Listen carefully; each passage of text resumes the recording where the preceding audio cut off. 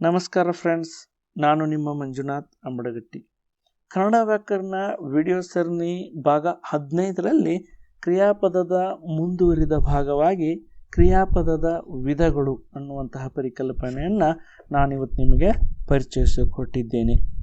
ವಿಡಿಯೋದಲ್ಲಿ ಮುಂದುವರಿಯೋಕ್ಕಿಂತ ಮುಂಚೆ ಯಾರೆಲ್ಲ ನನ್ನ ಚಾನಲ್ನ ಇದುವರೆಗೂ ಸಬ್ಸ್ಕ್ರೈಬ್ ಮಾಡಿಲ್ಲ, ಪ್ಲೀಸ್ ನನ್ನ ಚಾನಲ್ನ ಸಬ್ಸ್ಕ್ರೈಬ್ ಮಾಡಿ. ಹಾಗೆಯೇ ನೀವು ಫ್ರೆಂಡ್ಸ್ಗೆಲ್ಲ ಈ ವಿಡಿಯೋಗಳನ್ನ ಶೇರ್ ಮಾಡಿ ಅಂತ ಹೇಳ್ತಾ ಬನ್ನಿ ಹಾಗಾದರೆ ವಿಡಿಯೋದಲ್ಲಿ ಮುಂದುವರಿಯೋಣ.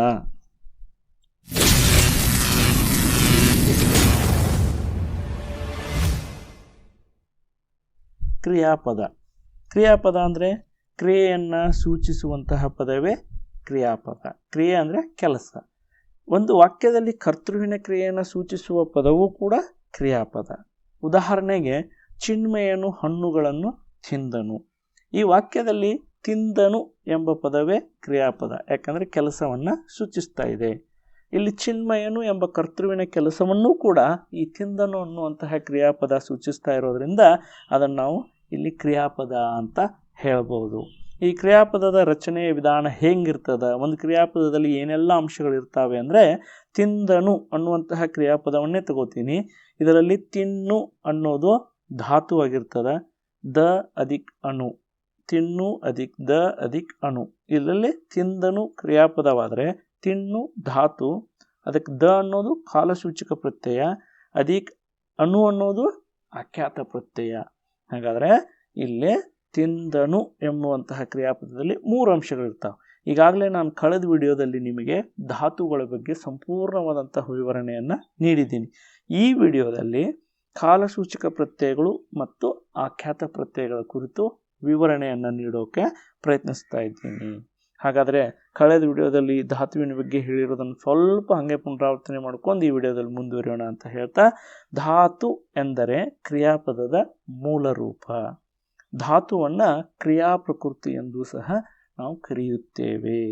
ಕಳೆದ ವಿಡಿಯೋದಲ್ಲಿ ಧಾತುವಿನ ಪ್ರಕಾರಗಳನ್ನು ನಾವು ಗುರುತಿಸಿದ್ದೀವಿ ನೋಡ್ರಿ. ಮೊದಲನೇದ್ದು ಸಹಜ ಧಾತು, ಎರಡನೇದ್ದು ಸಾಧಿತ ಧಾತು, ಮೂರನೇದ್ದು ಪ್ರೇರಣಾರ್ಥಕ ಧಾತು, ನಾಲ್ಕನೇದ್ದು ಸಕರ್ಮಕ ಧಾತು ಹಾಗೂ ಕೊನೆಯದು ಮತ್ತು 5ನೇದ್ದು ಅಕರ್ಮಕ ಧಾತು. ಹೀಗೆ ಧಾತುವಿನ ಕುರಿತು, ಧಾತು ಎಂದರೇನು, ಧಾತುವನ್ನು ಹೇಗೆ ಗುರುತಿಸ್ತೀವಿ, ಕ್ರಿಯಾಪದದ ಮೂಲ ರೂಪ ಅಂತ ಯಾಕೆ ಕರಿತೀವಿ, ಅದರಲ್ಲಿ ಎಷ್ಟು ವಿಧಗಳಿದ್ದಾವೆ ಎಲ್ಲವನ್ನು ಕಳೆದ ವಿಡಿಯೋದಲ್ಲಿ ನೋಡಿದ್ದೇವೆ. ಈ ವಿಡಿಯೋದಲ್ಲಿ ಮುಂದುವರಿಯೋಕ್ಕಿಂತ ಮುಂಚೆ ನೀವೆಲ್ಲರೂ ಆ ವಿಡಿಯೋನ ನೋಡಬೇಕು. ಅಂದಾಗ ಮಾತ್ರ ಈ ವಿಡಿಯೋ ನಿಮಗೆ ಖಂಡಿತ ಅರ್ಥ ಆಗುತ್ತೆ ಅಂತ ಹೇಳ್ತಾ ಬನ್ನಿ ಹಾಗಾದರೆ ಕ್ರಿಯಾಪದದ 2 ವಿಧಗಳನ್ನು ಹೇಗೆ ಗುರುತಿಸ್ತೀವಿ. ಕ್ರಿಯಾಪದದ ರೂಪ ಮತ್ತು ಕ್ರಿಯೆಯ ಕಾಲವನ್ನು ಆಧರಿಸಿ ಕ್ರಿಯಾಪದವನ್ನು 2 ವಿಧಗಳಲ್ಲಿ ವಿಂಗಡಿಸಲಾಗಿದೆ. ಅಂದರೆ ಕ್ರಿಯಾಪದದ ಅರ್ಥ ಮತ್ತು ಕ್ರಿಯಾಪದ ಅಂದರೆ ಕ್ರಿಯೆ ನಡೆದಿರುವಂತಹ ಕಾಲ, ಇವನ್ನ ಆಧಾರವಾಗಿಟ್ಟುಕೊಂಡು 2 ವಿಧಗಳಲ್ಲಿ ನಾವು ಕ್ರಿಯಾಪದಗಳನ್ನು ವಿಂಗಡಿಸ್ತೀವಿ. ಅದರಲ್ಲಿ ಮೊದಲನೇ ವಿಧ ಅಂದರೆ ಕಾಲರೂಪ ಕ್ರಿಯಾಪದ. ಇಲ್ಲಿ ಧಾತುಗಳು ಆಖ್ಯಾತ ಪ್ರತ್ಯಯಗಳ ಜೊತೆಗೆ ಕಾಲಸೂಚಕ ಪ್ರತ್ಯಯವನ್ನು ಪಡೆದುಕೊಂಡು 3 ಪ್ರಕಾರದ ಕಾಲಗಳಲ್ಲಿ ಈ ಕ್ರಿಯಾಪದ ಬಳಕೆಯಾಗುತ್ತದೆ. ಅಂದರೆ ಧಾತು, ಕಾಲಸೂಚಕ ಪ್ರತ್ಯಯ, ಆಖ್ಯಾತ ಪ್ರತ್ಯಯ, ಈ 3 ಅಂಶಗಳಿಂದ ಕೂಡಿ 3 ರೀತಿಯಾದಂತಹ ಕಾಲಗಳನ್ನು ನಾವಿಲ್ಲಿ ಗುರುತಿಸ್ತೀವಿ. ಮೊದಲನೇದ್ದು ವರ್ತಮಾನ ಕಾಲ ಕ್ರಿಯಾಪದ, ಎರಡನೇದ್ದು ಭೂತಕಾಲ ಕ್ರಿಯಾಪದ, ಮೂರನೇದ್ದು ಭವಿಷ್ಯತ್ ಕಾಲ ಕ್ರಿಯಾಪದ. ಇವುಗಳ ಬಗ್ಗೆ ಅತೀ ಹೆಚ್ಚಿನ ವಿವರಣೆಯನ್ನು ನಾವು ಈ ವಿಡಿಯೋದಲ್ಲಿ ನೋಡೋಣ. ಹಾಗೆಯೇ ಅರ್ಥರೂಪ ಕ್ರಿಯಾಪದ ಅಂದರೆ ಇಲ್ಲಿ ಕ್ರಿಯೆಯ ಅರ್ಥಕ್ಕನುಗುಣವಾಗಿ ಧಾತು ನೇರವಾಗಿ ಆಖ್ಯಾತ ಪ್ರತ್ಯಯಗಳನ್ನು ಪಡೆದುಕೊಂಡು ಅರ್ಥಾನುಸಾರವಾಗಿ 3 ವಿಧಗಳಲ್ಲಿ ಬಳಕೆಯಾಗುತ್ತದೆ. ಇಲ್ಲಿ ನಾವು ಅಂದರೆ ಕಾಲಸೂಚಕ ಪ್ರತ್ಯಯಗಳನ್ನು ಬಳಕೆ ಮಾಡುವುದಿಲ್ಲ. ಇಲ್ಲಿ ಧಾತು ಅಧಿಕ್ ಆಖ್ಯಾತ ಪ್ರತ್ಯಯಗಳು = ಅರ್ಥರೂಪ ಕ್ರಿಯಾಪದ ಸಿದ್ಧಗೊಳ್ಳುತ್ತೆ. ಕಾಲರೂಪದಲ್ಲಿ ಧಾತು, ಕಾಲಸೂಚಕ ಪ್ರತ್ಯಯ ಮತ್ತು ಆಖ್ಯಾತ ಪ್ರತ್ಯಯ ಅವು 3 ಸೇರಿಕೊಂಡು ಕಾಲರೂಪ ಕ್ರಿಯಾಪದ. ಹೀಗೆ ಇಲ್ಲಿ 3 ವಿಧಗಳನ್ನು ನಾವು ನೋಡ್ತೀವಿ. ಈಗ ಅರ್ಥರೂಪ ಕ್ರಿಯಾಪದದ 3 ವಿಧಗಳು ಯಾವುವು ಅಂದರೆ, ವಿಧ್ಯರ್ಥಕ ಕ್ರಿಯಾಪದ, ಎರಡನೇದು ಸಂಭವನಾರ್ಥಕ ಕ್ರಿಯಾಪದ, ಮೂರನೇದು ನಿಷೇಧಾರ್ಥಕ ಕ್ರಿಯಾಪದ. ಇವಿಷ್ಟು 6 ರೀತಿಯಾದಂತಹ ಕ್ರಿಯಾಪದದ ಪ್ರಕಾರಗಳನ್ನು ನಾವು ಈ ವಿಡಿಯೋದಲ್ಲಿ ಉದಾಹರಣೆ ಸಹಿತ ನೋಡೋಣ. ಅದರಲ್ಲಿ ಮೊದಲನೇದು ಕಾಲರೂಪ ಕ್ರಿಯಾಪದ. ಕಾಲರೂಪ ಕ್ರಿಯಾಪದವನ್ನು ಹೇಗೆ ಗುರುತಿಸ್ತೀವಿ ಅಂದರೆ ಇದು ಪ್ರಮುಖವಾಗಿ 3 ಅಂಶಗಳನ್ನು ಹೊಂದಿರುತ್ತದೆ. ಆ 3 ಅಂಶಗಳು ಯಾವ ಕ್ರಿಯಾಪದದಲ್ಲಿರುತ್ತೋ ಆ ಕ್ರಿಯಾಪದವನ್ನು ಕಾಲರೂಪ ಕ್ರಿಯಾಪದ ಎಂದು ಕರೆಯುತ್ತೇವೆ. ಯಾವುದು ಅಂದರೆ ಮೊದಲನೇ ಅಂಶ ಧಾತು, ಕ್ರಿಯಾಪದದ ಮೂಲ ರೂಪ. ಇದಿದ್ರೇ ಅದು ಕ್ರಿಯಾಪದ ಅನಿಸ್ಕೊಳ್ಳೋದು. ಹೀಗಾಗಿ ಇದು ಕಂಪಲ್ಸರಿ ಇರಲೇಬೇಕು. ಎರಡನೇ ಅಂಶ ಕಾಲಸೂಚಕ ಪ್ರತ್ಯಯ, ಕ್ರಿಯೆ ನಡೆದ ಕಾಲವನ್ನು ನಿರ್ಧರಿಸುವಂತಹ ಪ್ರತ್ಯಯ.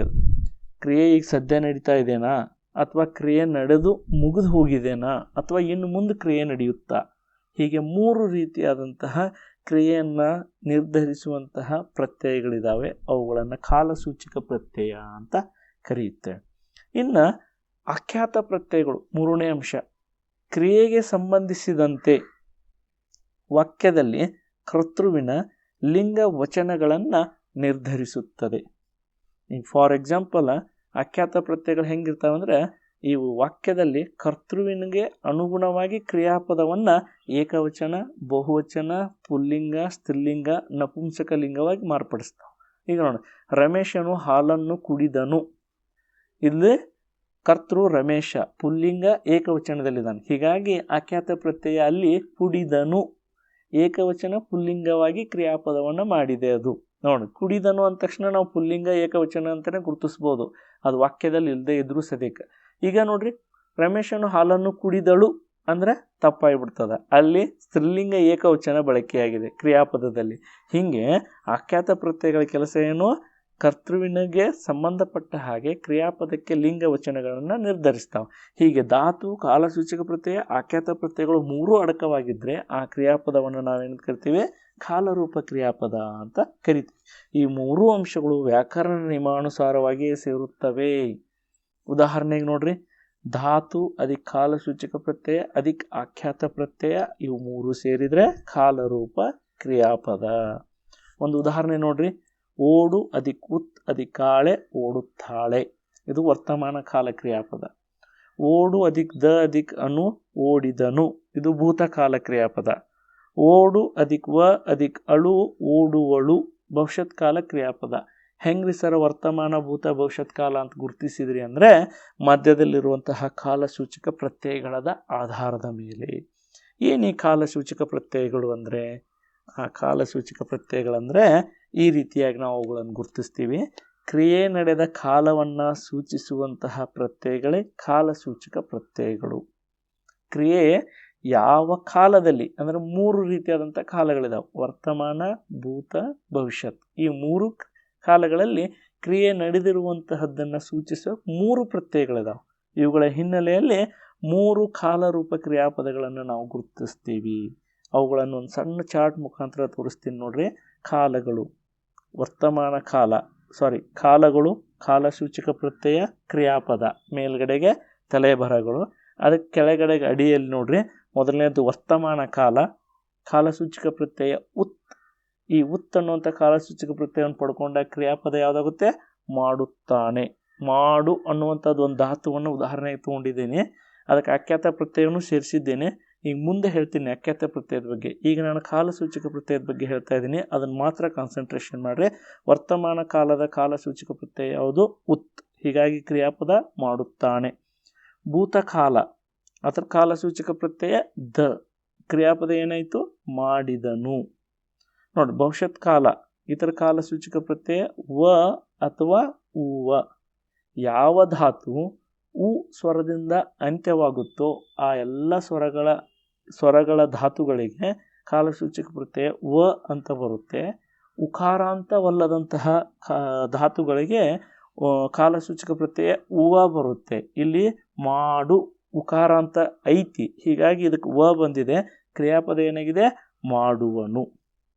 ಹೆಂಗೆ ಇವುಗಳನ್ನು ನಾವು ಇನ್ನೊಂದಷ್ಟು ಉದಾಹರಣೆ ಮೂಲಕ ಅರ್ಥೈಸ್ಕೋಬೋದಂದರೆ, ಕ್ರಿಯಾಪದವು ಉತ್ ಎಂಬ ಕಾಲಸೂಚಕ ಪ್ರತ್ಯಯವನ್ನು ಹೊಂದಿದ್ದರೆ ಅದು ವರ್ತಮಾನ ಕಾಲ ಕ್ರಿಯಾಪದ. ಉದಾಹರಣೆಗಳನ್ನು ನೋಡಿ, ಇನ್ನೂ ಕ್ಲಿಯರ್ ಆಗುತ್ತೆ.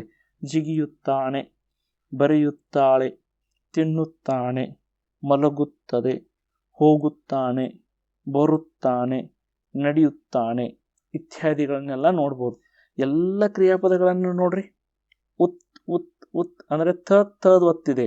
ಉತ್ ಉತ್ ಉತ್ ಉತ್ ಅಂತಾನೆ ಎಲ್ಲ ಕ್ರಿಯಾಪದಗಳಲ್ಲೂ ಪ್ರಕಟವಾಗಿದೆ, ಅಂದರೆ ಅಡಕವಾಗಿದೆ.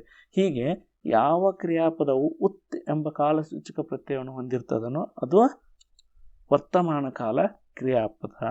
ಹಾಗೇನೆ ಕ್ರಿಯಾಪದವು ದ ಎಂಬ ಕಾಲಸೂಚಕ ಪ್ರತ್ಯಯ ಹೊಂದಿದ್ದರೆ ಅದು ಭೂತಕಾಲ ಕ್ರಿಯಾಪದ. ಉದಾಹರಣೆಗಳು ನೋಡ್ರಿ: ಜಿಗಿದನು, ಬರೆದಳು, ತಿಂದನು, ಮಲಗಿದವು, ಹೋದನು, ಬಂದನು, ನಡೆದನು ಇತ್ಯಾದಿ ಎಲ್ಲ ಕ್ರಿಯಾಪದಗಳಲ್ಲೂ ದ ಅನ್ನೋದು ಬಳಕೆಯಾಗಿದೆ. ಅದೇ ಕಾಲಸೂಚಕ ಪ್ರತ್ಯಯ. ಇದು ಭೂತಕಾಲ, ಕ್ರಿಯೆ ನಡೆದು ಹೋಗಿದೆ, ಕ್ರಿಯೆ ನಡೆದು ಮುಗಿದಿದೆ. ಜಿಗಿದನು, ಜಿಗಿದಾಗಿದೆ.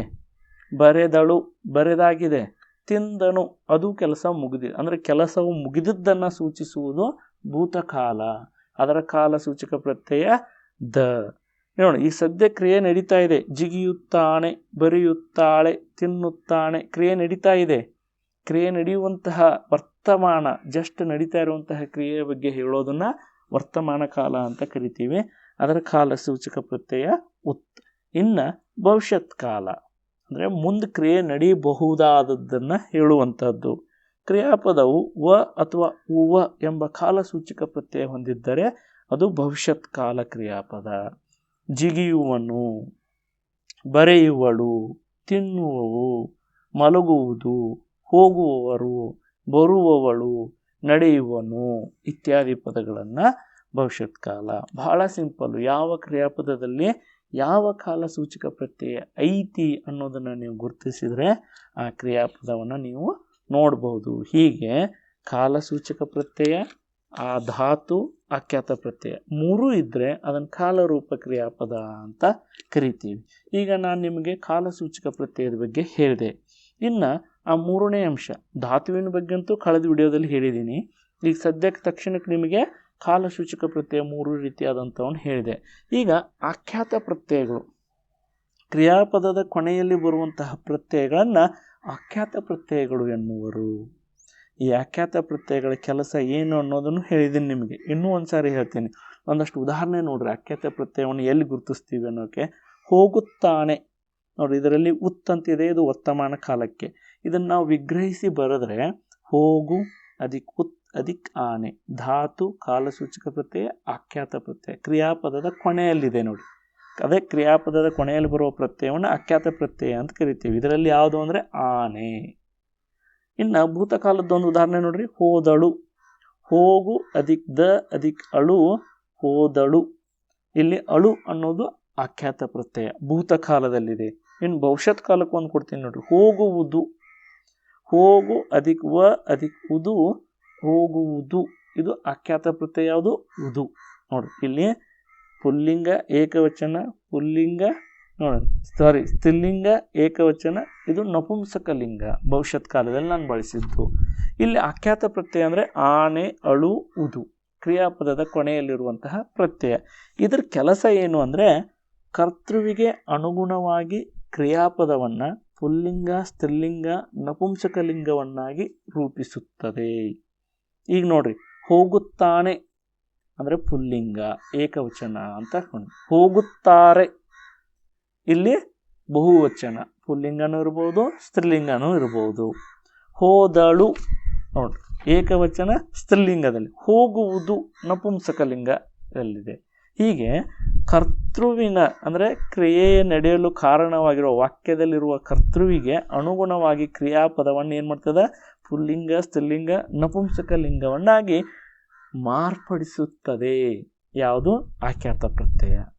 ಇದು ಕರ್ತೃವಿಗೆ ಅನುಗುಣವಾಗಿ ಕ್ರಿಯಾಪದವನ್ನು ಏಕವಚನ, ಬಹುವಚನವನ್ನಾಗಿ ಸಹ ರೂಪಿಸುತ್ತದೆ. ನೋಡಿ, ಹೋಗುತ್ತಾನೆ ಏಕವಚನ ಇದೆ, ಹೋಗುತ್ತಾರೆ ಬಹುವಚನ ಆಯಿತು.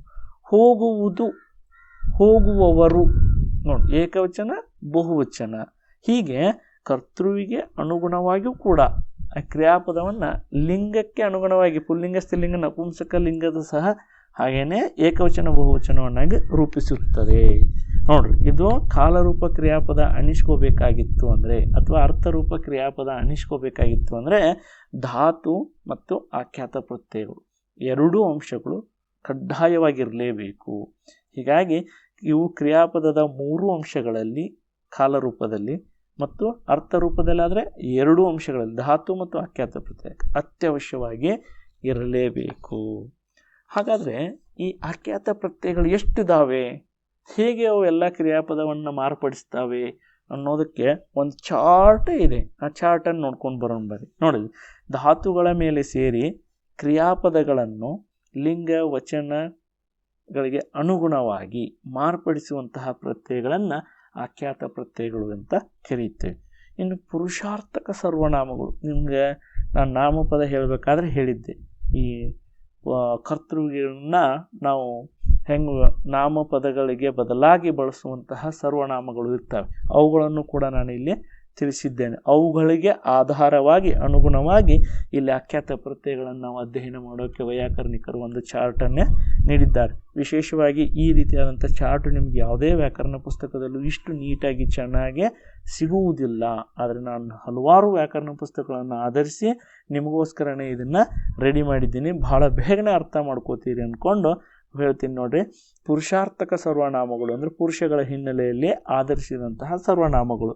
ಇಲ್ಲಿ ಅದರಲ್ಲಿ ಮೊದಲನೇದು ಯಾವುದು ಅಂದರೆ ವರ್ತಮಾನ ಕಾಲದಲ್ಲಿ ಉತ್ ಅನ್ನು ತೆಗೆದುಕೊಂಡು ಅಲ್ಲಿ ಏಕವಚನ ಬಹುವಚನಕ್ಕೆ ಆಖ್ಯಾತ ಪ್ರತ್ಯಯಗಳು ಹೇಗೆ ಬರ್ತಾವೆ ಅನ್ನೋದನ್ನು ಗುರುತಿಸೋಣ.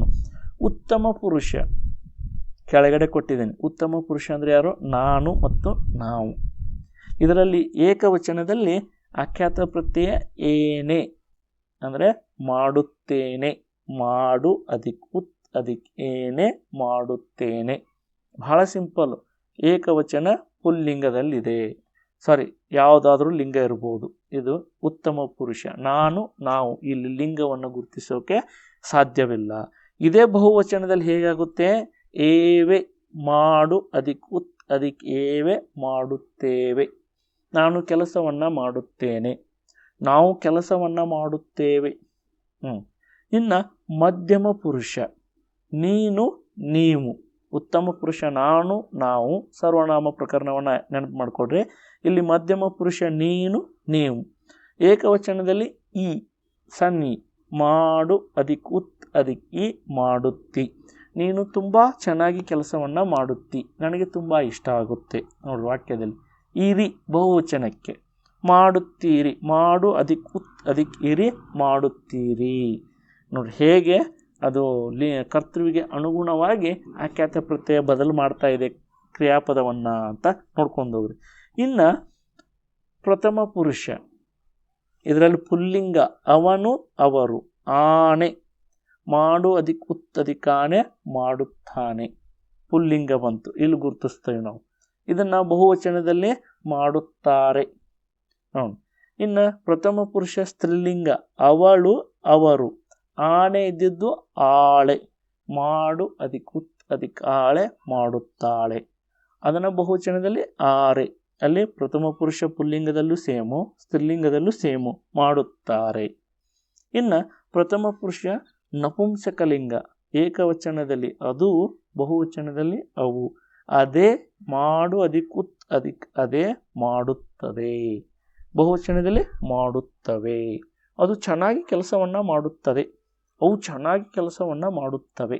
ನೋಡಿ, ಈಗ ಮಾಡು ಅನ್ನುವಂತಹ ಧಾತುವಿನೇ ವರ್ತಮಾನ ಕಾಲದ ಉತ್ ಅನ್ನುವಂಥ ಕಾಲಸೂಚಕ, ಇವೆರಡೂ ಕಾಮನ್ ಆಗಿದ್ದಾವೆ. ಅದಕ್ಕೆ ಕೊನೆಯಲ್ಲಿ ಬರುವಂತಹ ಆಖ್ಯಾತ ಪ್ರತ್ಯಯ ಎಷ್ಟು ರೀತಿಯಾಗಿ ಕ್ರಿಯಾಪದವನ್ನು ಮಾರ್ಪಡಿಸಿದೆ ನೋಡ್ರಿ. ಮಾಡುತ್ತೇನೆ, ಮಾಡುತ್ತೇವೆ, ಮಾಡುತ್ತಿ, ಮಾಡುತ್ತೀರಿ, ಮಾಡುತ್ತಾನೆ, ಮಾಡುತ್ತಾರೆ, ಮಾಡುತ್ತಾಳೆ, ಮಾಡುತ್ತದೆ, ಮಾಡುತ್ತವೆ. ಹೀಗೆ ಕರ್ತೃವಿಗೆ ಅನುಗುಣವಾಗಿ ಕ್ರಿಯಾಪದವನ್ನು ಲಿಂಗ ವಚನಗಳಿಗೆ ಅನುಗುಣವಾಗಿ ಮಾರ್ಪಡಿಸುವಂತಹ ಪ್ರತ್ಯಯಗಳೇ ಆಖ್ಯಾತ ಪ್ರತ್ಯಯಗಳು. ಇನ್ನು ಇವೇ ಭೂತಕಾಲದಲ್ಲಿ ಹೇಗೆ ಕೆಲಸ ಮಾಡ್ತವೆ ಅಲ್ಲೂ ಕೂಡ ಬೇರೆ ಬರ್ತಾವೆ ಆಖ್ಯಾತ ಪ್ರತ್ಯಯಗಳು. ನೋಡ್ರಿ, ಭೂತಕಾಲದಲ್ಲಿ ದ ಕಾಲಸೂಚಕ ಪ್ರತ್ಯಯ ಏಕವಚನ ಬಹುವಚನ. ಉತ್ತಮ ಪುರುಷದಲ್ಲಿ ಯನು ಮಾಡು ಅಧಿಕ್ ದ ಅಧಿಕ್ ಯನು ಮಾಡಿದೇನು. ಯವು ಮಾಡು ಅಧಿಕ್ ದ ಅಧಿಕ್ ಏವು ಮಾಡಿದೆವು. ನೋಡು, ನಾನು ಕೆಲಸವನ್ನು ಮಾಡಿದೆನು, ನಾನು ತುಂಬ ಚೆನ್ನಾಗಿ ಕೆಲಸವನ್ನು ಮಾಡಿದೆನು, ನಾವು ತುಂಬ ಚೆನ್ನಾಗಿ ಕೆಲಸವನ್ನು ಮಾಡಿದೆವು. ಕ್ರಿಯೆ ನಡೆದು ಹೋಗಿಬಿಟ್ಟಿದೆ. ಧಾತು ಕಾಲಸೂಚಕ ಪ್ರತ್ಯಯ ದ ಭೂತಕಾಲದ್ದು, ಇಲ್ಲಿ ಆಖ್ಯಾತ ಪ್ರತ್ಯಯ. ಹಾಗೆಯೇ ಮಧ್ಯಮ ಪುರುಷ ಮಾಡಿದೆ, ಬಹುವಚನ ಮಾಡಿದಿರಿ. ಆಮೇಲೆ ಪ್ರಥಮ ಪುರುಷ ಪುಲ್ಲಿಂಗದಲ್ಲಿ ಮಾಡಿದನು, ಬಹುವಚನ ಮಾಡಿದರು. ಸ್ತ್ರೀಲಿಂಗ ಮಾಡಿದಳು, ಆಮೇಲೆ ಬಹುವಚನ ಮಾಡಿದರು. ನಪುಂಸಕಲಿಂಗ ಪ್ರಥಮ ಪುರುಷದಲ್ಲಿ ಮಾಡಿದುದು, ಮಾಡಿದವು. ಅದು ತುಂಬ ಚೆನ್ನಾಗಿ ಕೆಲಸ ಮಾಡಿದುದು ಅಥವಾ ಮಾಡಿತು ಹೀಗೂ ಬರ್ತದೆ. ಹಾಗಾಗಿ ಇಲ್ಲಿ ಭೂತಕಾಲದಲ್ಲಿ ಕ್ರಿಯಾಪದಕ್ಕೆ ಆಖ್ಯಾತ ಪ್ರತ್ಯಯಗಳು ಸೇರಿ ಹೇಗೆ ವಿವಿಧ ರೂಪದ ಕ್ರಿಯಾಪದ ಆಗಿದೆ. ಮಾಡಿದೇನು, ಮಾಡಿದೆವು, ಮಾಡಿದೆ, ಮಾಡಿದಿರಿ, ಮಾಡಿದನು, ಮಾಡಿದರು, ಮಾಡಿದಳು, ಮಾಡಿದುದು, ಮಾಡಿದವು. ಹೀಗೇನೆ ಭವಿಷ್ಯತ್ ಕಾಲವನ್ನು ನೋಡ್ರಿ. ಇಲ್ಲಿ ಕಾಲಸೂಚಕ ಪ್ರತ್ಯಯ ವ ಅಥವಾ ವ ಬರುತ್ತೆ. ಏಕವಚನ ಬಹುವಚನ. ಉತ್ತಮ ಪುರುಷದಲ್ಲಿ ಮಾಡುವೆನು, ನಾನು ನಾಳೆ ಆ ಕೆಲಸವನ್ನು ಮಾಡುವೆನು, ನಾವು ನಾಳೆ ಆ ಕೆಲಸವನ್ನು ಮಾಡುವೆವು. ಇನ್ನು ಮಧ್ಯಮ ಪುರುಷದಲ್ಲಿ ಮಾಡುವೆ, ನೀನು ಆ ಕೆಲಸವನ್ನು ಮಾಡುವೆ, ನನಗೆ ಭರವಸೆ ಇದೆ. ನೀವು ಆ ಕೆಲಸವನ್ನು ಮಾಡುವಿರಿ, ನಿಮ್ಮ ಮೇಲೆ ನನಗೆ ಭರವಸೆ ಇದೆ. ಇಲ್ಲಿ ಮೇಲ್ಗಡೆ ಇದೆಯಲ್ಲ ಅದು ಆಖ್ಯಾತ ಪ್ರತ್ಯಯ. ಆ ಆಖ್ಯಾತ ಪ್ರತ್ಯಯದಿಂದ ಈ ಧಾತು, ಕಾಲಸೂಚಕ ಪ್ರತ್ಯಯ ಮತ್ತು ಈ ಆಖ್ಯಾತ ಪ್ರತ್ಯಯ ಮೂರು ಸೇರಿ ಕ್ರಿಯಾಪದ ಆಗಿರೋದನ್ನು ಕೆಳಗಡೆ ಉದಾಹರಣೆ ಕೊಟ್ಟೇನೆ. ಇನ್ನು ಪ್ರಥಮ ಪುರುಷದ ಪುಲ್ಲಿಂಗ, ಸ್ತ್ರೀಲಿಂಗ, ನಪುಂಸಕಲಿಂಗದಲ್ಲಿ ನೋಡ್ರಿ, ಮಾಡುವನು, ಬಹುವಚನದಲ್ಲಿ ಮಾಡುವರು.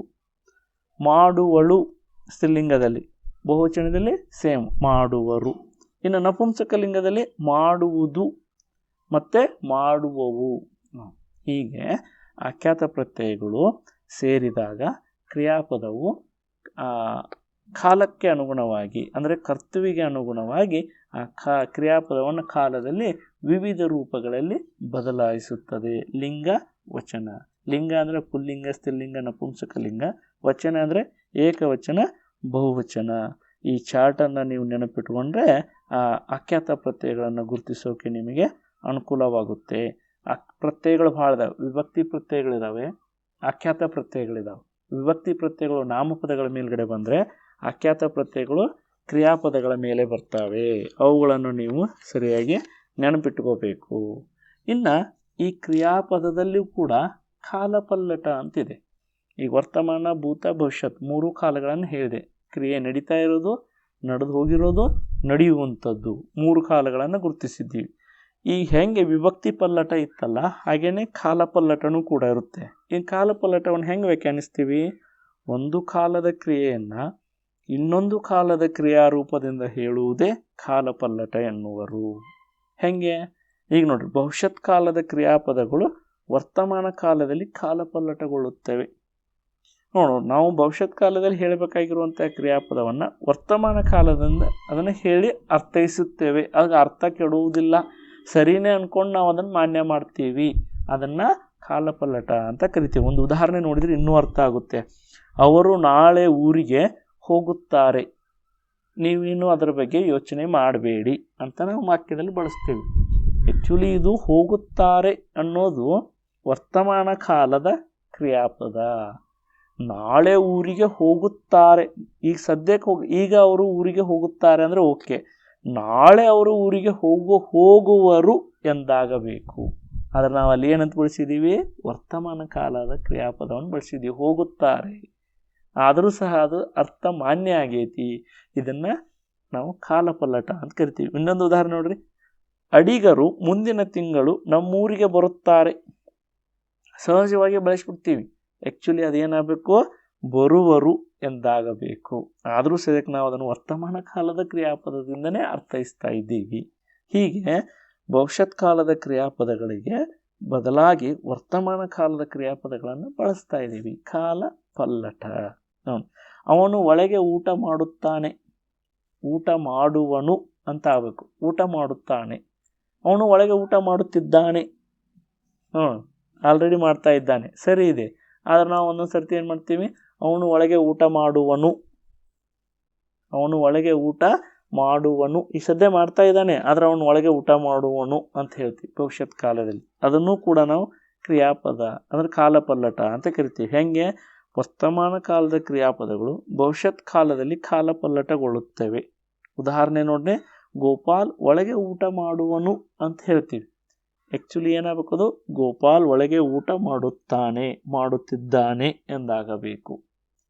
ರೈತರು ಹೊಲದಲ್ಲಿ ಕೆಲಸ ಮಾಡುವರು, ಪ್ರೆಸೆಂಟ್ ಟೆನ್ಸ್ ವರ್ತಮಾನ ಕಾಲದಲ್ಲಿ ಹೇಳ್ತಾ ಇದ್ದೀವಿ. ಏನಾಗಬೇಕು, ರೈತರು ಹೊಲದಲ್ಲಿ ಕೆಲಸ ಮಾಡುತ್ತಿದ್ದಾರೆ ಎಂದಾಗಬೇಕು. ಅದನ್ನು ಮಾಡುವರು ಅಂತ ಹೇಳ್ತಾ ಇದ್ದೀವಿ. ಹೀಗೆ ಭವಿಷ್ಯತ್ ಕಾಲವನ್ನು ಹೇಳುವಾಗ ವರ್ತಮಾನ ಕಾಲದ ಕ್ರಿಯಾಪದವನ್ನು, ವರ್ತಮಾನ ಕಾಲವನ್ನು ಹೇಳುವಾಗ ಭವಿಷ್ಯತ್ ಕಾಲದ ಕ್ರಿಯಾಪದವನ್ನು ಬಳಕೆ ಮಾಡಿದರೆ ಅದನ್ನು ನಾವೇನಂತ ಕರಿತೀವಿ, ಅರ್ಥ ಕೆಡದೇ ಇದ್ದರೆ ಅದನ್ನು ಕಾಲಪಲ್ಲಟ ಅಂತ ಕರಿತೀವಿ. ಇದುವರೆಗೂ ನಾವು ಕಾಲರೂಪ ಕ್ರಿಯಾಪದದ ಬಗ್ಗೆ ನೋಡಿದ್ವಿ. ಆ ಕಾಲರೂಪ ಕ್ರಿಯಾಪದ ಅಂತ ಹೆಂಗೆ ಗುರುತಿಸ್ತೀವಿ, ಆ ಕ್ರಿಯಾಪದದಲ್ಲಿ ಧಾತು ಇರಬೇಕು, ಕಾಲಸೂಚಕ ಪ್ರತ್ಯಯ ಇರಬೇಕು, ಆಖ್ಯಾತ ಪ್ರತ್ಯಯ ಇರಬೇಕು.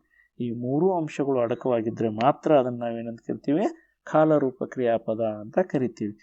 ಇನ್ನು ಈ ಕ್ರಿಯಾಪದದ ಎರಡನೇ ವಿಧ ಅರ್ಥರೂಪ ಕ್ರಿಯಾಪದ ಅಂತ ಹೇಳಿದ್ವಿ. ಇದನ್ನು ಹೆಂಗೆ ಗುರುತಿಸ್ತೀವಿ, ಇಲ್ಲಿ ಕ್ರಿಯೆಯ ಅರ್ಥಕ್ಕನುಗುಣವಾಗಿ ಧಾತು ನೇರವಾಗಿ ಅಂದರೆ ಕಾಲಸೂಚಕ ಪ್ರತ್ಯಯಗಳನ್ನು ಬಿಟ್ಟು ನೇರವಾಗಿ ಆಖ್ಯಾತ ಪ್ರತ್ಯಯಗಳನ್ನು ಮಾತ್ರ ಪಡ್ಕೊಂಡು ಅರ್ಥಾನುಸಾರವಾಗಿ ಬಳಕೆಯಾಗುತ್ತದೆ. ಈ ಹಿನ್ನೆಲೆಯಲ್ಲಿ ಅರ್ಥರೂಪ ಕ್ರಿಯಾಪದಗಳನ್ನು 3 ವಿಧಗಳಾಗಿ ವಿಂಗಡಿಸಲಾಗಿದೆ. ಕಾಲಸೂಚಕ ಪ್ರತ್ಯಯ ಇದ್ದರೆ ಕಾಲರೂಪ ಕ್ರಿಯಾಪದ, ಕಾಲಸೂಚಕ ಪ್ರತ್ಯಯ ಇಲ್ಲದಿದ್ದರೆ ಅರ್ಥರೂಪ ಕ್ರಿಯಾಪದ. ಸಿಂಪಲ್ ಆಗಿ ಇಷ್ಟೇ ತಿಳ್ಕೊಳ್ಳೋದು. ಅದಕ್ಕೊಂದು ಚಾರ್ಟ್ ನೋಡ್ರಿ. ವಿಧಗಳು, ಅರ್ಥರೂಪ ಕ್ರಿಯಾಪದದ ವಿಧಗಳು. ಮುಂದೆ ಅದು ಕ್ರಿಯಾಪದದ ರೂಪ. ಮೊದಲನೇದು ವಿದ್ಯಾರ್ಥಕ ಕ್ರಿಯಾಪದ. ಅದು ಇಲ್ಲಿ ಮಾಡಲಿ. ಇಲ್ಲಿ ವಿದ್ಯಾರ್ಥಕ ಕ್ರಿಯಾರೂಪ ಹೆಂಗಾಗುತ್ತೆ, ಮಾಡಲಿ. ಎರಡೇ ಇದೆ, ಮಾಡು ಅಧಿಕ್ ಅಲಿ ಮಾಡಲಿ. ಎರಡೇ ಪದ ಇದಾವೆ ನೋಡ್ರಿ, ಕಾಲಸೂಚಕ ಪ್ರತ್ಯಯವಿಲ್ಲ. ಸಂಭವನಾರ್ಥಕ ಇದು ಎರಡನೇದು. ಇದು ಕ್ರಿಯಾಪದ ಹೆಂಗಾಗುತ್ತೋ, ಹೋದಾನು, ಹೋಗು ಅಧಿಕ್ ಆನು ಹೋದಾನು. ಎರಡೇ ಇದೆ, ಕಾಲಸೂಚಕ ಪ್ರತ್ಯಯ ಇಲ್ಲ. ನಿಷೇಧಾರ್ಥಕ ಇದು ಮೂರನೇದ್ದು. ಬರಲಿ ಹೋದಾನು. ಇಲ್ಲಿ ನಿಷೇಧಾರ್ಥಕ ಬರನು. ವಿಶೇಷವಾಗಿ ನಿಷೇಧಾರ್ಥಕವನ್ನು ಹೆಂಗೆ ಪದ ಬಳಸ್ತೀವಿ, ಬರಲಿಲ್ಲ, ಹೋಗಲಿಲ್ಲ, ಮಾಡಲಿಲ್ಲ ಅಂತ ಹೇಳ್ತೀವಿ. ಆದರೆ ಇದು ವಿಶೇಷವಾದಂತಹ ಪದ. ಇದನ್ನೇ ಎಕ್ಸಾಮಲ್ಲಿ ಅತಿ ಹೆಚ್ಚಾಗಿ ಕೇಳೋದು. ನಿಷೇಧಾರ್ಥಕ್ಕೆ ಹೋಗನು, ಬರನು, ಮಾಡನು, ತಿನ್ನನು, ಈ ರೀತಿಯಾಗಿ ಅನು ಅನು ಅನು ಹೋಗು ಅಧಿಕ್ ಅನು ಹೋಗನು. ನೋಡಿ, ಎರಡೇ ಇದಾವೆ, ಕಾಲಸೂಚಕ ಪ್ರತ್ಯಯ ಇಲ್ಲ. ಹೀಗೆ ಕಾಲಸೂಚಕ ಪ್ರತ್ಯಯ ಇರಲಿಲ್ಲ ಅಂದ್ರೆ ಅದನ್ನ ಏನಂತ ಕರಿತೀವಿ ನಾವು, ಅರ್ಥರೂಪ ಕ್ರಿಯಾಪದ ಅಂತ ಕರಿತೀವಿ. ಇನ್ನು ಸ್ವಲ್ಪ ಡೀಟೇಲ್ ಆಗಿ ನೋಡೋಣ. ಈಗ ಯಾವ ಕ್ರಿಯಾಪದವು ಆಶೀರ್ವಾದ, ಅಪ್ಪಣೆ, ಆಜ್ಞೆ ಮತ್ತು ಹಾರೈಕೆ ಎಂಬ ಅರ್ಥದಲ್ಲಿ ಬಳಕೆಯಾಗುತ್ತದೆಯೋ ಅವುಗಳನ್ನು ವಿದ್ಯಾರ್ಥಕ ಕ್ರಿಯಾಪದಗಳು ಅಂತ ಕರಿತೀವಿ. ಅದು ನಾವು ಹೇಳುವಂತಹ ಕ್ರಿಯಾಪದ ಆಶೀರ್ವಾದ, ಅಪ್ಪಣೆ, ಆಜ್ಞೆ, ಹಾರೈಕೆ ಈ ಅರ್ಥಗಳಲ್ಲಿ ಬಳಕೆಯಾಗಿದ್ದರೆ, ಉದಾಹರಣೆ ನೋಡ್ರಿ, ಹಾಡಲಿ ನೋಡೋಣ, ಹಾರೈಕೆ, ಅವನು ನಾಳೆಯ ಕಾರ್ಯಕ್ರಮದಲ್ಲಿ ಚೆನ್ನಾಗಿ ಹಾಡಲಿ, ಇದು ಹಾರೈಕೆ. ಲಭಿಸಲಿ ಆಶೀರ್ವಾದ, ನಿನಗೆ ಪರೀಕ್ಷೆಯಲ್ಲಿ ಒಳ್ಳೆಯ ಅಂಕಗಳು, ಫಲಿತಾಂಶ ಲಭಿಸಲಿ, ಆಶೀರ್ವಾದ. ನೋಡಿ, ಹೋಗಲಿ, ಜಯವಾಗಲಿ, ನೋಡಿ ಇವೆಲ್ಲವೂ ಕೂಡ ಹಾರೈಕೆ, ಆಶೀರ್ವಾದದ ಅರ್ಥದಲ್ಲಿ ಬಳಕೆಯಾಗಿರುವಂತಹ ಕ್ರಿಯಾಪದಗಳು. ಇನ್ನು ಓದಿರಿ, ನೀವೆಲ್ಲರೂ ಈ ಪುಸ್ತಕವನ್ನು ಕಡ್ಡಾಯವಾಗಿ ಓದಿರಿ, ಅಪ್ಪಣೆ, ಆಜ್ಞೆ ಅರ್ಥದಲ್ಲಿ ಬಳಕೆಯಾಗಿದೆ. ನೀವೆಲ್ಲರೂ ಇಲ್ಲಿಂದ ಹೋಗಿರಿ, ನೀವೆಲ್ಲರೂ ಈ ಕೆಲಸವನ್ನು ಮಾಡಿರಿ, ಇಲ್ಲಿರುವಂಥವರೆಲ್ಲರೂ ಈ ಪದಾರ್ಥಗಳನ್ನು ತಿನ್ನಿರಿ, ಹೊಡೆಯಿರಿ, ಮಾಡುವ, ಇವೆಲ್ಲವೂ ಕೂಡ ಆಜ್ಞೆ, ಅಪ್ಪಣೆ ಅರ್ಥದಲ್ಲಿ ಬಳಕೆಯಾಗಿವೆ. ಹೀಗೆ ಆಶೀರ್ವಾದ, ಅಪ್ಪಣೆ, ಆಜ್ಞೆ, ಹಾರೈಕೆ ರೀತಿಯಲ್ಲಿ ಕ್ರಿಯಾಪದ ಬಳಕೆಯಾಗಿರಬೇಕು.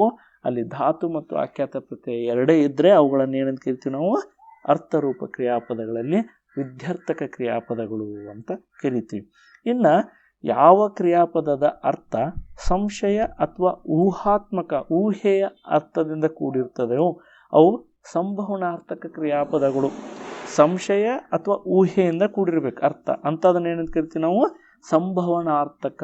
ನೋಡಿ, ಹಾಡ್ಯಾನು ಅಥವಾ ಹಾಡಿಯಾನು, ನಾಳೆಯ ಕಾರ್ಯಕ್ರಮದಲ್ಲಿ ಅವನು ಚೆನ್ನಾಗಿ ಹಾಡಿಯಾನು, ಹಾಡ್ಬೋದು, ಹಾಡ್ದೇನೆ ಇರ್ಬೋದು, ಅಲ್ಲಿ ಸಂಶಯವಿದೆ. ಅವನು ಹಾಡ್ಬೋದು ಅಥವಾ ಹಾಡ್ದೇನೂ ಇರ್ಬೋದು, ಚೆನ್ನಾಗಿ ಹಾಡ್ಬೋದು ಅಥವಾ ಚೆನ್ನಾಗಿ ಹಾಡ್ದೇನೂ ಇರ್ಬೋದು, ಸಂಶಯ ಐತಿ, ಅದಕ್ಕೆ ಅದನ್ನು ಸಂಭವನಾರ್ಥಕ, ಎರಡರಲ್ಲಿ ಯಾವುದಾದ್ರೂ ಸಂಭವಿಸಬಹುದು, ಅದಕ್ಕೆ ಸಂಶಯ ಇದೆ. ನೋಡಿ, ಲಭಿಸಿ, ನಾಳೆ ನಿನಗೆ ಜಯ ಲಭಿಸಿತು, ಒಂದು ಊಹೆ ಮಾಡ್ತಾ ಇದ್ದೀವಿ.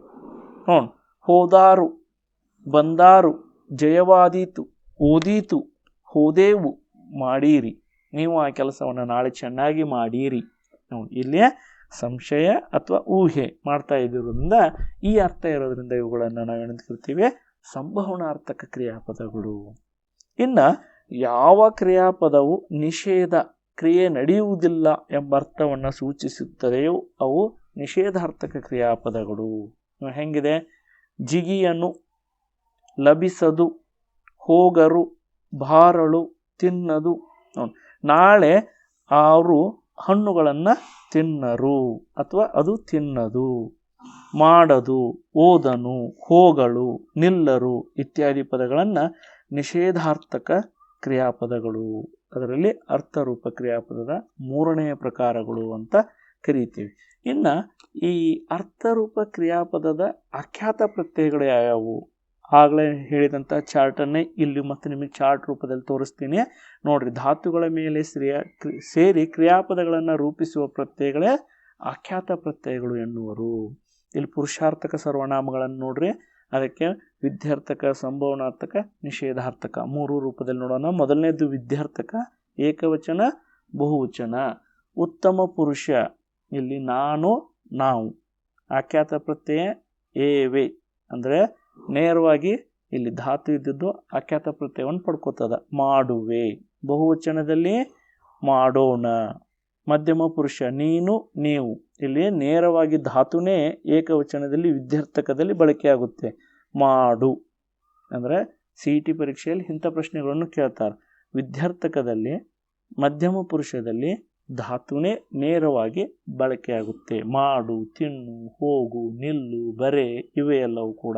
ಇದನ್ನೇ ಬಹುವಚನದಲ್ಲಿ ಮಾಡಿ ಅಥವಾ ಮಾಡಿರಿ ಬಹುವಚನದಲ್ಲಿ ಬಳಕೆ ಮಾಡ್ತೀವಿ ಈ ರೀತಿಯಾಗಿ.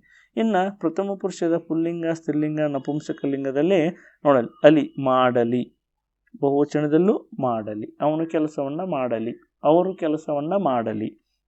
ಸ್ತ್ರೀಲಿಂಗದಲ್ಲೂ ಅವಳು ಕೆಲಸವನ್ನು ಮಾಡಲಿ, ಬಹುವಚನದಲ್ಲಿ ಮಾಡಲಿ. ನಪುಂಸಕಲಿಂಗದಲ್ಲೂ ಕೂಡ ಅದು ಕೆಲಸವನ್ನು ಚೆನ್ನಾಗಿ ಮಾಡಲಿ, ಅವು ಕೆಲಸವನ್ನು ಚೆನ್ನಾಗಿ ಮಾಡಲಿ.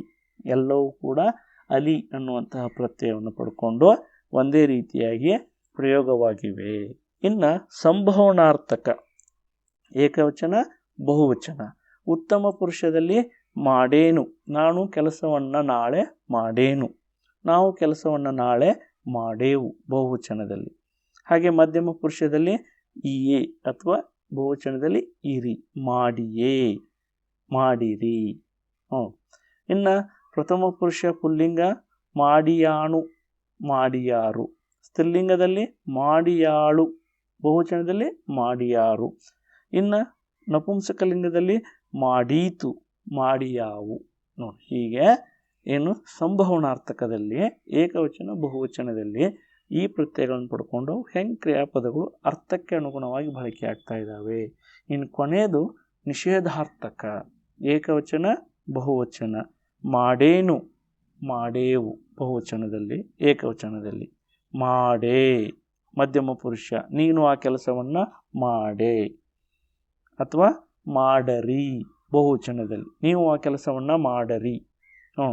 ಇನ್ನು ಪುಲ್ಲಿಂಗ, ಸ್ತ್ರೀಲಿಂಗ, ನಪುಂಸಕಲಿಂಗದೊಳಗೆ ಅವು ಹೆಂಗೆ ಬಳಕೆ ಆಗ್ತವೆ? ಮಾಡನು, ಮಾಡರು, ಮಾಡಳು, ಮಾಡರು, ಮಾಡದು, ಮಾಡವು. ಹೀಗೆ ಅವುಗಳನ್ನು ನಾವಿಲ್ಲಿ ಗುರುತಿಸ್ಬೋದು. ಹೀಗೆ ವಿದ್ಯಾರ್ಥಕ, ಸಂಭವನಾರ್ಥಕ, ನಿಷೇಧಾರ್ಥಕ ಇವುಗಳಲ್ಲಿ ಧಾತು ಅಧಿಕ್ ಆಖ್ಯಾತ ಪ್ರತ್ಯಯ ಅವು ಅರ್ಥದ ಹಿನ್ನೆಲೆಯೊಳಗ.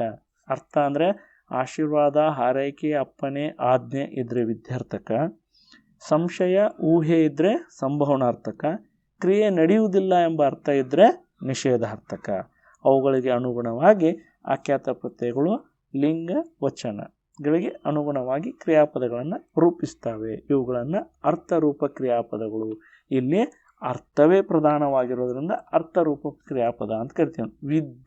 ವಿಧಿ ಅಧಿಕ್ ಅರ್ಥ, ಸಂಭವ ಅಧಿಕ್ ಅರ್ಥ, ನಿಷೇಧ ಅಧಿಕ್ ಅರ್ಥ. ಅದಕ್ಕಾಗಿ ವಿದ್ಯಾರ್ಥಕ, ಸಂಭವನಾರ್ಥಕ, ನಿಷೇಧಾರ್ಥಕ ಅಂತ ಹೆಸರು. ಇನ್ನು ಕ್ರಿಯಾಪದದಲ್ಲಿ ಸಾಪೇಕ್ಷ ಕ್ರಿಯಾಪದ ಅಂತ ಇದೆ. ಹೆಂಗೆ? ಏನಿದು ಸಾಪೇಕ್ಷ ಕ್ರಿಯಾಪದ?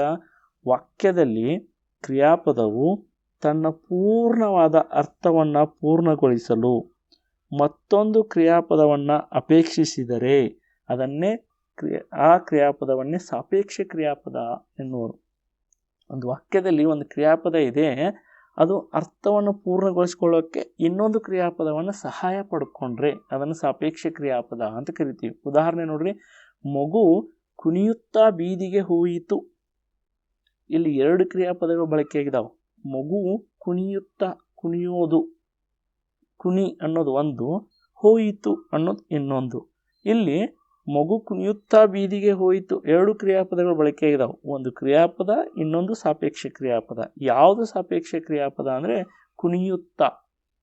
ಹೀಗೆ ಮಗು ಬೀದಿಗೆ ಹೋಯಿತು, ಹೆಂಗೆ? ಕುಣಿಯುತ್ತಾ ಹೋಯಿತು. ಈ ಹೋಯಿತು ಅನ್ನುವಂತಹ ಕ್ರಿಯಾಪದ ಅರ್ಥವನ್ನು ಚೆನ್ನಾಗಿ ಅಲ್ಲಿ ಸ್ಪಷ್ಟಪಡಿಸ್ಬೇಕಂದ್ರೆ ಅದಕ್ಕೆ ಕುಣಿಯುತ್ತಾ ಅನ್ನುವಂತಹ ಸಾಪೇಕ್ಷ ಕ್ರಿಯಾಪದ ಅವಶ್ಯಕತೆಯಾಗಿದೆ. ಇಲ್ಲಿ ಕುಣಿಯುತ್ತಾ ಅನ್ನೋದು ಸಾಪೇಕ್ಷ ಕ್ರಿಯಾಪದ. ಹಾಗೆಯೇ ಇನ್ನೊಂದಷ್ಟು ಉದಾಹರಣೆ ನೋಡ್ರಿ, ಅವನು ಹಾಡುತ್ತಾ ಭಿಕ್ಷೆ ಬೇಡುತ್ತಿದ್ದಾನೆ. ಹಾಡು ಅದಕ್ಕೆ ಬೇಡು ಎರಡೂ ಇದೆ. ಇಲ್ಲಿ ಹಾಡುತ್ತಾ ಅನ್ನೋದು ಸಾಪೇಕ್ಷ ಕ್ರಿಯಾಪದ, ಅಂದರೆ ಅದು ಮೊದಲಿಗೆನೇ ಬಳಕೆಯಾಗಿರುತ್ತೆ ಸಾಪೇಕ್ಷ ಕ್ರಿಯಾಪದ. ರವಿ ಮಂತ್ರವನ್ನು ಹೇಳುತ್ತಾ ಗುಹೆಯೊಳಗೆ ಹೋದನು. ಇಲ್ಲಿ ಹೇಳುತ್ತಾ ಅನ್ನೋದು ಸಾಪೇಕ್ಷ ಕ್ರಿಯಾಪದ, ಹೋದನು ಅನ್ನೋದು ಕ್ರಿಯಾಪದ. ವಿದ್ಯಾರ್ಥಿಗಳೆಲ್ಲರೂ ಕುಣಿದು ಕುಪ್ಪಳಿಸಿದರು. ಇಲ್ಲಿ ಕುಣಿದು ಅನ್ನೋದು ಸಾಪೇಕ್ಷ ಕ್ರಿಯಾಪದ. ಹಾಗೆಯೇ ಇನ್ನೂ ಒಂದಿದೆ, ಸಂಯುಕ್ತ ಕ್ರಿಯಾಪದ. ಈಗ ಸಾಪೇಕ್ಷ ಕ್ರಿಯಾಪದ ಹೆಂಗಿದೆನೋ ಹಾಗೇನೆ ಇನ್ನೊಂದು ಕ್ರಿಯಾಪದ ಬಳಕೆ ಮಾಡ್ತೀವಿ. ಅದು ಯಾವುದು ಅಂದರೆ ಸಂಯುಕ್ತ ಕ್ರಿಯಾಪದ. ಇದು ಹೆಂಗೆ? 2 ಧಾತು ಸೇರಿಕೊಂಡು ಒಂದೇ ಅರ್ಥದ ಕ್ರಿಯಾಪದವಾಗಿ ಸ್ಪಷ್ಟವಾದ ಅರ್ಥವನ್ನು ಪ್ರಕಟಿಸುತ್ತಿದ್ದರೆ ಅಂತಹ ಕ್ರಿಯಾಪದವನ್ನು ಸಂಯುಕ್ತ ಕ್ರಿಯಾಪದ ಎನ್ನುವರು. ಒಂದು ವಾಕ್ಯದೊಳಗೆ 2 ಕ್ರಿಯಾಪದಗಳು ಬಳಕೆಯಾಗಿದ್ದರೆ ಸಾಪೇಕ್ಷ ಕ್ರಿಯಾಪದಕ್ಕೆ ಉದಾಹರಣೆ ಆಗ್ತದೆ. ಇಲ್ಲಿ ಒಂದೇ ಕ್ರಿಯಾಪದದೊಳಗೆ 2 ಧಾತುಗಳಿದ್ದರೆ ಅದನ್ನು ಸಂಯುಕ್ತ ಕ್ರಿಯಾಪದಕ್ಕೆ ಉದಾಹರಣೆ ಆಗ್ತದೆ. ನೋಡ್ರಿ, ಉದಾಹರಣೆ, ವಿದ್ಯಾರ್ಥಿಗಳು ಶಾಲೆಯಲ್ಲಿ ಪ್ರಯೋಗವನ್ನು ಮಾಡುತ್ತಿರುತ್ತಾರೆ. ಇಲ್ಲಿ ಕ್ರಿಯಾಪದ ಯಾವುದು? ಮಾಡುತ್ತಿರುತ್ತಾರೆ. ಮಾಡುತ್ತಿರುತ್ತಾರೆ ಅನ್ನೋದನ್ನು ಬಿಡಿಸಿ ನೋಡ್ರಿ. ಮಾಡು ಅದಕ್ಕೆ ಇರು, ಮಾಡು ಅದಕ್ಕೆ ಇರು, ಅದಕ್ಕೆ ಉತ್ ಅದಕ್ಕೆ ಆರೆ. 2 ಮಾಡು ಅನ್ನೋದು ಒಂದು ಧಾತು, ಇರು ಅನ್ನೋದು ಇನ್ನೊಂದು ಧಾತು. 2 ಧಾತುಗಳು ಸೇರಿ ಒಂದು ಕ್ರಿಯಾಪದ ಆಗಿದಾವೆ. ವರ್ತಮಾನ ಕಾಲದ ಕ್ರಿಯಾಪದ ಬಹುವಚನ. ನೋಡಿ, ಮಾಡುತ್ತಿರುತ್ತಾರೆ. ಏನು ಭೂತಕಾಲಕ್ಕೆ ನೋಡ್ರಿ, ಅವನು ಪ್ರತಿ ದಿವಸ ಸಿನಿಮಾವನ್ನು ನೋಡಿದ್ದನು. ನೋಡು ಅದಕ್ಕೆ ಇರು, ನೋಡಿದ್ದನು. ಅಲ್ಲಿ ನೋಡು ಅದಕ್ಕೆ ಇರು, ಅದಕ್ಕೆ ದ ಅದಕ್ಕೆ ಅನು, ನೋಡಿದ್ದನು. ಭೂತಕಾಲ. ಏನೋಣ 2 ಧಾತು ಇದ್ದಾವೆ. ನಾವೆಲ್ಲರೂ ನಾಳೆಯೊಳಗೆ ಗೃಹಪಾಠವನ್ನು ಮಾಡಿರುತ್ತೇವೆ. ಇಲ್ಲಿ ಭವಿಷ್ಯತ್ ಕಾಲದಲ್ಲಿದೆ ಕ್ರಿಯಾಪದ. 2 ಧಾತು ಇದೆ. ಮಾಡು ಅದಕ್ಕೆ ಇರು, ಮಾಡು ಅದಕ್ಕೆ ವನು ಇದೆ, ಎ ಅನ್ನುವಂಥದ್ದು ಇದೆ. ಮಾಡುತ್ತಿರುತ್ತೇವೆ ಭವಿಷ್ಯತ್ ಕಾಲದಲ್ಲಿದೆ. ಹೀಗೆ ಒಂದು ವಾಕ್ಯದಲ್ಲಿ 2 ಕ್ರಿಯಾಪದಗಳು ಬಳಕೆಯಾಗಿದ್ದರೆ ಸಾಪೇಕ್ಷ ಕ್ರಿಯಾಪದ. ಒಂದೇ ಕ್ರಿಯಾಪದ 2 ಧಾತುಗಳನ್ನು ಹೊಂದಿದ್ರೆ ಅದನ್ನು ನಾವೇನಂತ ಕರಿತೀವಿ? ಸಂಯುಕ್ತ ಕ್ರಿಯಾಪದ ಅಂತ ಕರೆಯುತ್ತೇವೆ. ಹೀಗೆ ಕ್ರಿಯಾಪದಕ್ಕೆ ಸಂಬಂಧಪಟ್ಟಂಥ ಎಲ್ಲ ಅಂಶಗಳನ್ನು ನಾವು ಇಲ್ಲಿ ಗುರುತಿಸಬಹುದು. ಈ ಒಂದು ಭಾಗದಲ್ಲಿ ನಾವು ಕಲಿತಿರುವಂತಹ ಒಂದಷ್ಟು ಕಲಿಕಾಂಶಗಳಂದರೆ ಕ್ರಿಯಾಪದದ 2 ವಿಧಗಳ ಅರ್ಥ ಮತ್ತು ವ್ಯಾಖ್ಯಾನವನ್ನು ನೋಡಿದ್ವಿ. ಅದೇ ಕಾಲರೂಪ ಕ್ರಿಯಾಪದ, ಅರ್ಥರೂಪ ಕ್ರಿಯಾಪದ. ಕಾಲರೂಪ ಮತ್ತು ಅರ್ಥರೂಪ ಕ್ರಿಯಾಪದಗಳ ವಿವರಣೆಯನ್ನು ಉದಾಹರಣೆ ಸಹಿತ ನೋಡಿದ್ವಿ. ಈ ಕಾಲರೂಪ ಕ್ರಿಯಾಪದದ 3 ವಿಧಗಳಾಗಿರ್ತಕ್ಕಂಥ ವರ್ತಮಾನ ಕಾಲ, ಭೂತಕಾಲ, ಭವಿಷ್ಯತ್ ಕಾಲಗಳ ವಿವರಣೆಯನ್ನು ನೋಡಿದ್ವಿ. ಅವುಗಳಿಗೆ ಬರ್ತಕ್ಕಂಥ ಆಖ್ಯಾತ ಪ್ರತ್ಯಯಗಳನ್ನು, ಅಂದರೆ ಆಖ್ಯಾತ ಪ್ರತ್ಯಯ ಅಂದರೆ ಏನು ಮತ್ತು ಆಖ್ಯಾತ ಪ್ರತ್ಯಯಗಳು ಎಷ್ಟಿದ್ದಾವೆ ಅಂತ. ಆಮೇಲೆ ಅರ್ಥರೂಪ ಕ್ರಿಯಾಪದದಲ್ಲಿ ಬರುವಂತಹ ವಿಧ್ಯರ್ಥಕ, ಸಂಭವನಾರ್ಥಕ ಮತ್ತು ನಿಷೇಧಾರ್ಥಕ ಕ್ರಿಯಾಪದಗಳ ವಿವರಣೆಯನ್ನು ನೋಡಿದ್ವಿ. ಇದಲ್ಲದೆ ಸಾಪೇಕ್ಷ ಮತ್ತು ಸಂಯುಕ್ತ ಕ್ರಿಯಾಪದಗಳ ವ್ಯಾಖ್ಯಾನ ಮತ್ತು ವಿವರಣೆಯನ್ನು ನೋಡಿದ್ವಿ. ಇನ್ನು ಮತ್ತೆ ಮುಂದಿನ ವಿಡಿಯೋದಲ್ಲಿ ಮತ್ತೊಂದು ವಿಷಯದ ಪರಿಕಲ್ಪನೆಯೊಂದಿಗೆ ಭೇಟಿಯಾಗೋಣ. ಅಲ್ಲಿಯವರೆಗೂ ಎಲ್ಲರಿಗೂ ಧನ್ಯವಾದಗಳು.